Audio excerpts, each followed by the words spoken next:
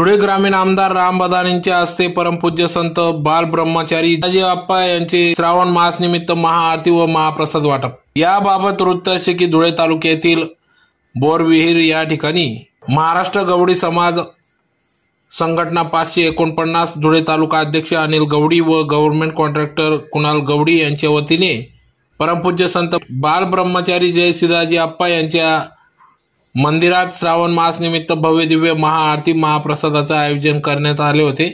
आज दिनांक 8 ऑगस्ट 2025 रोजी सकाळी 11 वाजता धुळे ग्रामीणचे आमदार राघवेंद्र उर्फ रामदादा बदाने यांच्या हस्ते या ठिकाणी महाआरती करण्यात आली। तदनंतर महाप्रसाद वाटप करण्यात आला। प्रसंगी या ठिकाणी माजी कृषी सभापती प्राध्यापक अरविंद जाधव सर, माजी सभापती भैयासाहेब पाटील, प्रवीण पवार, श्रीराम पाटील, बोरवीर सरपंच किरण मालचे, भगवानप्पा गवडी, सुमित पवार आदी सर्व मान्यवर पदाधिकाऱ्यांच्या उपस्थितीत या ठिकाणी महाआरती महाप्रसाद वाटप कार्यक्रम पार पडला। तर या प्रसंगी या ठिकाणी मोठ्या संख्येने गवडी समाज बांधव उपस्थित होता। तर येत्या काळात गवडी समाज बांधवांच्या मंगल कार्यालयासाठी तसेच गवडी समाजाच्या समस्या सोडवण्यासाठी मी नेहमीच कार्यतत्पर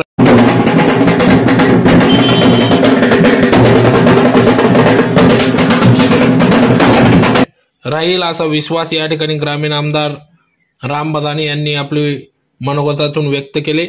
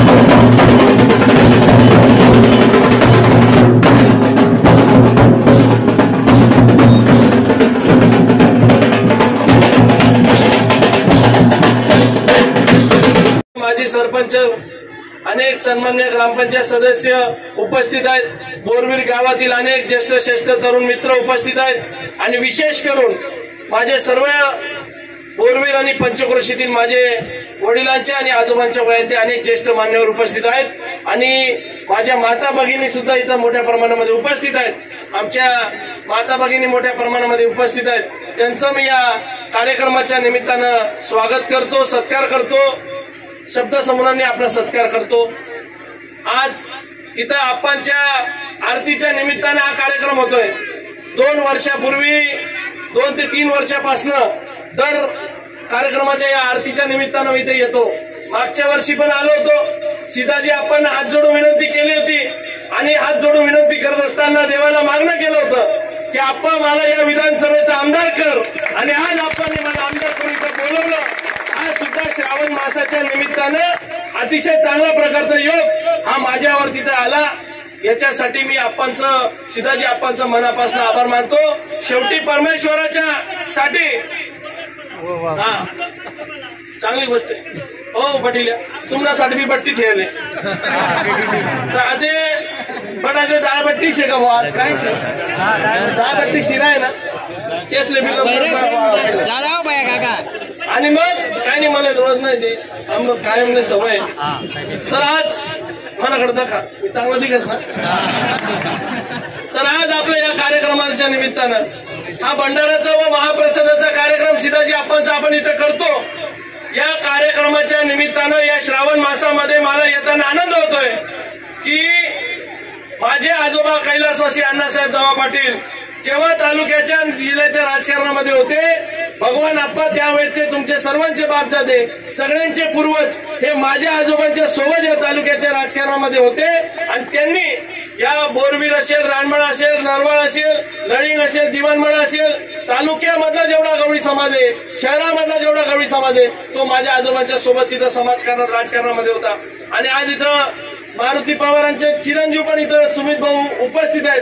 म्हणजे जुनं ते सगळं जुनं जुडतंय आणि हे जुडत असताना आपल्याला इथं आनंद होतो की अनेक असा हा समाज, हा गवळी समाज एवढा प्रेमळ की जो आपल्या म्हशीला आणि गायला आपल्या घरातल्या परिवाराच्या सदस्य म्हणून जीव लावतो.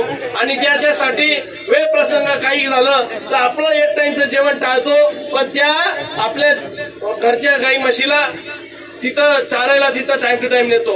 कुठल्याही प्रकारचा सुखदुःखाचा प्रसंग येऊ द्या, पण टाइम टू टाइम त्यांच्यावर चारा पाणी करण्याची वेळ येते आणि ते प्रामाणिकपणे करतात. आता मध्यंतरी कार्यकाळामध्ये आपण बघत होतो की एवढ्या मोठ्या प्रमाणामध्ये गुरंढोरं विकण्याचं प्रमाण मोठं वाढलं होतं, पण त्या काळात सुद्धा आमचा आमदारचे आबा गवळी असतील एवढ्या मोठ्या प्रमाणामध्ये आज आबाची मला आठवण येते. मला राजकारणात सुरुवात करत असताना आबा गवळींनी फार मोठी मदत केली. या पंचक्रोशीमध्ये हरिभक्त पारायण मधून आबा गवळी फार मोठ्या प्रमाणात वारकरी संप्रदायाला माणूस जोडलेला आहे. आणि त्या काळामध्ये मी जेव्हा सुरुवात करत होतो, ज्या काळामध्ये माझी टिंगल टवाळी होत होती, त्या काळामध्ये आबा गवळी सारखा कार्यकर्ता गवळी समाजाचा पूर्ण पंचक्रोशीमध्ये मला गाडीत टाकून घेऊन जात होते. आणि ते सर्व गोरढोरांची जबाबदारी ही त्यांच्या पोरं बाळांवर देऊन दिली. आणि आता मला रानसाठी फिरावं लागेल अशा प्रकारचा प्रसंग त्यांच्यावर होता. मी आज पण माझ्या जे काही मला राजकारणामध्ये समाजकारणामध्ये पुढे आणण्यासाठी जे लोक होते त्याच्यामध्ये आबा गवळीचं पण एक नेतृत्व होतं. शेवटी माणूस समाजकारणात राजकारणात पुढे येत असताना कोणी एकट्या दुकट्याच्या जीवावर मोठा होत नाही. या तालुक्यामध्ये 4,10,000 लोकांचा हा मतदारसंघ आहे आणि अनेक प्रकारच्या जातीचे धर्माचे लोक या तालुक्यामध्ये असतात आणि सर्वजण एकमेकांसोबत गुन्ह्या गोविंदाने नांदतायत. आणि आज हा गवळी समाज हा कुठल्याही प्रकारच्या गावामध्ये कुठल्याही प्रकारचं खालच्या प्रकारचं राजकारण कुठं होऊ देत नाही. अनेक प्रकारचे लोक या गावामध्ये असतात, प्रत्येक गावामध्ये असतात, त्यांच्या सोबत गुन्ह्या गोविंदाने नांदतात आणि आपले 2 टाइमची भाकर तिथं कमवतात. अतिशय काबड कष्ट करणारा आपला गवळी समाज आहे. आणि त्या गवळी समाजाला सुद्धा येणाऱ्या काळामध्ये तालुक्यामध्ये आणि जिल्ह्यामध्ये नेतृत्व मिळालं पाहिजे. शहरामध्ये तर नेतृत्व बरंचसे आम्हाला भगवान आपण, मग ग्रामीण पण नेतृत्व नाहीये, मग ग्रामीण भागामध्ये सुद्धा गवळी समाजाचं नेतृत्व आम्ही येणाऱ्या काळामध्ये आणून दाखवू. आणि तुमच्यातला एक माणूस तिथं कुठंतरी कुठल्याही ठिकाणी स्थानिक स्वराज्य संस्थेमध्ये कुठं काम करेल का याच्यासाठीची व्यूहरचना किंवा काम आपण तिथे येणाऱ्या काळामध्ये करू. मंगल कार्यालय असलं पाहिजे. याच्यासाठी तर तुम्ही काय काम केलं मला माहित नाही, पण तुम्ही एक काम करायला मला बटन दाबाना तर मला बटन दाबायला म्हणायची मला बी तुमच्यासाठी काहीतरी समाजना कुर्ता करणं पडी. आणि ते धुळे जिल्ह्यामध्ये एक शहरामध्ये एक चांगलं असं मंगल कार्यालय हे समाजाचं झालं पाहिजे. याच्यासाठी मी येणाऱ्या काळामध्ये तुम्हाला प्रयत्न करून दाखवेल. अनेक लोकांनी तुम्हाला आश्वासनं दिले असतील नसतील मला काही माहित नाही. इतिहासामध्ये आम्ही जाऊ नाही शकतच, तुम्ही आमना 2 बंड टाकले आणि म्हणून इतिहासामध्ये न जाता येणाऱ्या काळामध्ये आपण स्वतः काय करून दाखवू याच्यासाठी मी 100% प्रयत्न करेल. ही 4 आमदारकी ही कोणी सातबाऱ्यावर घेऊन येत नसतं. आप्पा आमदारकी आल्यानंतर 5 वर्ष आपण जनतेची सेवा केली पाहिजे आणि आपल्या कामातनं 100% येणाऱ्या काळामध्ये लोकांना आपल्या कामातनं आपला जवळचा कोण नेतृत्व करू शकतो, आपले सुख दुःख कोण करू शकतो हा 100% तिथं आपल्याला कामामधनं तिथं सिद्ध करावं लागतं. आणि सिद्ध करत असताना मला 100% गॅरंटी आहे की मी 5 वर्षामध्ये, एका वर्षात 365 दिवस असतात, 5 वर्षामध्ये 1800 दिवस तिथं असतात. त्या 1800-1700 दिवसामध्ये 100% मी तुम्हाला सांगतो चांगल्या प्रकारचं माझ्या हातून काम होईल। कुठेही मी अतिशय नम्रतेने काम करणारा माणूस आहे आणि पाय पडून काम करणारा माणूस आहे आणि पाय पडून काम करत असताना 32व्या वर्षी या माझ्या मायबाप जनतेने म्हणजे तुम्ही सर्वांनी मला 32व्या वर्षी जर इथं उभं केले तर मी सीताजी आप्पांकडे आशीर्वाद मागेल की माझ्या कर्मधर्मात नील असेल तर 100% तुम्हाला पिढी जात जशी माझ्या आजोबांची आठवण अनेक गावांना होते। लडिंग दिवाणमळा तुम्ही जावा 100% माझ्या आजोबांची आठवण तिथं लोकांना होते की पिढी जात त्यांना अण्णासाहेब माझे आजोबा तिथं आठवतात। तसं राम बदाने आमदार असताना पिढी जात 7 पिढ्या आठवण होईल असं एक चांगलं काम मी तुमच्यासाठी उभं करू शकेल। अनेक आपले प्रसंग आहेत। तुम्ही इथं स्मशानभूमीचा मुद्दा मांडला की आपल्या गवळी समाजाच्या लोकांना ग्रामीण भागाचं बोलून मी शहराचं बोलत नाही। तुम्ही कुठे वैभवनगर सांगितलं कोण सांगितलं गोकुळनगर तर गोकुळनगरकडे शहर मधलं सांगितलं। आज शहराचं आम्ही बोलणार नाही। शहराचे आमचे आमदार अनुभव या त्याच्यामध्ये निर्णय घेतील। पण ज्या ज्या ठिकाणी ग्रामीण भागामध्ये गवळी समाजाच्या स्मशानभूमीचा जो प्रॉब्लेम आहे जो अडचण आहे तर 100% चांगली ही आपल्या गवळी समाजाच्या सगळ्या स्मशानभूम्या मी गावातल्या करून दाखवेल आणि त्यांचं कंपाऊंड असेल त्यांचा 7/12 असेल तो त्यांच्या नावाने करून दाखवेल। हा शब्द मी तुम्हाला या व्यासपीठाच्या निमित्तानं देतो। अनेक प्रकारे मला मदत करत असताना गवळी समाजाने तिथं लडिंग जवळ फार मोठा मेळावा तिथं घेतला होता पण त्या मेळाव्याला मला येता आलं नव्हतं। पण मी आलो जरी नसलो तरी अनेक प्रकारच्या माझ्या सर्व मित्रांनी सर्व तरुण मित्रांनी मोठ्या प्रमाणात कार्यक्रम केला आणि मला एकतर्फी पाठिंबा तिथं दिला होता। म्हणून मी त्यांना परत एकदा एखादा कार्यक्रम आता अनिल भाऊला कार्यक्रम आहे पण याला नेहमी खपाडावं मला कार्यक्रम नाही तर IT बट्टी शिजेल होती। पण मी तुम्हाला सांगस त्या गावाचा तुमच्या 7/12चा प्रश्न असेल कंपाऊंडचा प्रश्न असेल तुम्हाला 100% रेकॉर्ड करून घ्यावं नंतर तुम्ही मला ऐकाशाल। 100% मी तुमचा हा प्रश्न माझ्या या 5 वर्षाच्या कार्यकाळामध्ये पूर्णत्वास कसं नेईल याच्यासाठीचा प्रयत्न करणार आहे आणि सीताजी आप्पांच्या आशीर्वादाने आपल्या सर्वांचं आतापर्यंत चांगलं चाललेलं आहे। तुम्ही 2 टाइम चांगलं कष्ट करून तुमची भाकर गुन्ह्या गोविंदाने खातायत। कोणत्याही प्रकारचा वादविवाद कोणत्या गावामध्ये आजपर्यंत मला ऐकू आला नाही आणि येणाऱ्या काळामध्ये सुद्धा अशाच प्रकारचा कामकाज तुम्ही तिथं करणार अशा प्रकारची अपेक्षा व्यक्त करतो। आणि तुम्हाला या सर्वांच्या परवा आपली आप्पांची तिथं जयंतीचा कार्यक्रम होता बरोबर ना। तुम्ही मोठ्या प्रमाणामध्ये कार्यक्रम केला। आमचे भगवान आप्पा काही उज्जैनला पायी जाऊन आले काही वजन काही कमी होईना नाही तुमचं पण उज्जैनला पायी जाऊन आले मग मनासाठी काही मागा का महादेवकडे तुम्ही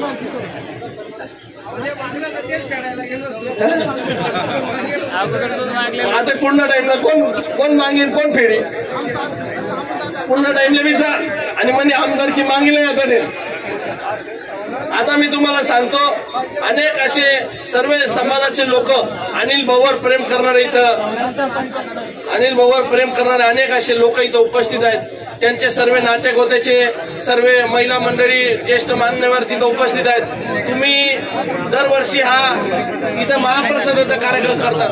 आपल्या यथाशक्तीच्या प्रमाणे प्रत्येक माणसाला असं वाटतं जीवनामध्ये की आपण 2 टाइम आपल्या यथाशक्तीनं आपल्याला जर 100 रुपये मिळाले त्याच्यातला 20 रुपये आपल्या देवासाठी खर्च झाला पाहिजे जेणेकरून आपल्या पुढचे पिढीला तो संस्कार मिळतो।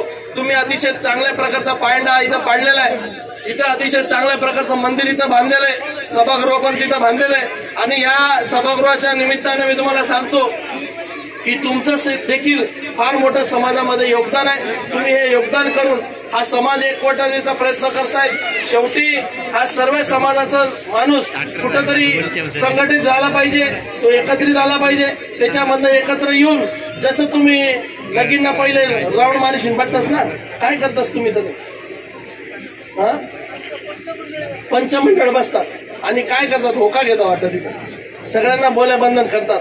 तसं ते बटीशीन मनासाठी कायमस्वरूपी मना मागे राहशात असं बटीशीन तुमले पंचमंडळ सांगणं पडी बरं का पण मग मी तुम्हाला बडा कामे कर दिसू अशोक अप्पा आणि मग तुम्ही जर हे बसले तर येणाऱ्या काळामध्ये माझ्यासारखं नेतृत्व मी जरी आज माझ्या आजोबांचा मला वडिलांचा वारसा कुटुंबामध्ये होता पण मी फार अडचणीच्या आणि संघर्षाच्या काळात आप्पा तिथं वाढलेलो आहे आणि म्हणून एक एक माणसाने जे मला मदत केली ते राजकारणामधून समाजकारणामधनं उतराई होण्याचं काम करेल, परतफेड करण्याचं काम करेल. म्हणजे कोणा गावना 100% उपकार आपल्यावर राहावं नको.